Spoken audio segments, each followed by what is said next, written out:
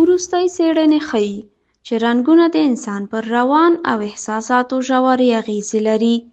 تاسو هم شاید دا احساس کړی وي چې د رنګونو لیدل کولی شي ستاسو مزاج په شعوري او غیر شعوري ډول بدل کړي. څېړونکي په دې باور دي چې د انسانانو د خوښې رنګ له لارې کیدای شي د هغوی د فردي شخصیت په اړه ډېره اندازه معلومات ترلاسه شي.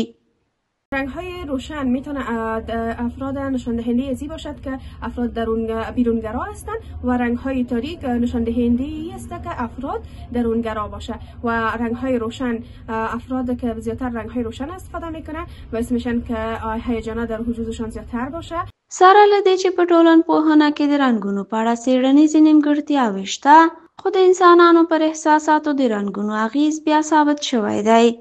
کله چې د رنګونو د همغږۍ په اړه خبرې کیږي، معمولاً د څو رنګونو ترمنځ د متقابل اغېزمنتیا قضاوت هم مطرح کیږي. ارواپوهان په دې باور دي چې د یو اغېزناک کار او بریالي پای لپاره د مناسبو رنګونو ټاکنه خورا ضروری ده. افراد موفق همیشه به این باور هستند که رنگ‌هایی که در زندگی انتخاب میکنن بر موفقیتشان تاثیرگذار است و آنها فکر میکنن که این موفقیتشان از امی رنگ‌هایی که انتخاب میکنن یعنی برشان آرامش میده از این کسب کردن. وروستۍ څېړنې ښيي چې رنګونه د انسان پر روان او احساساتو ژورې اغېزې لري.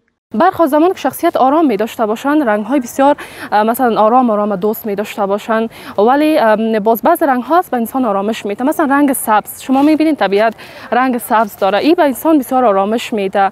شاید اوس پوه شوي یاست چې د کال له هر فصل څخه ولې په کافي اندازه خوند اخلئ. دا ځکه چې هر فصل له جلا جلا رنګونو جوړ دی او انسان په طبیعي ډول ورسره سکون ته رسیږي.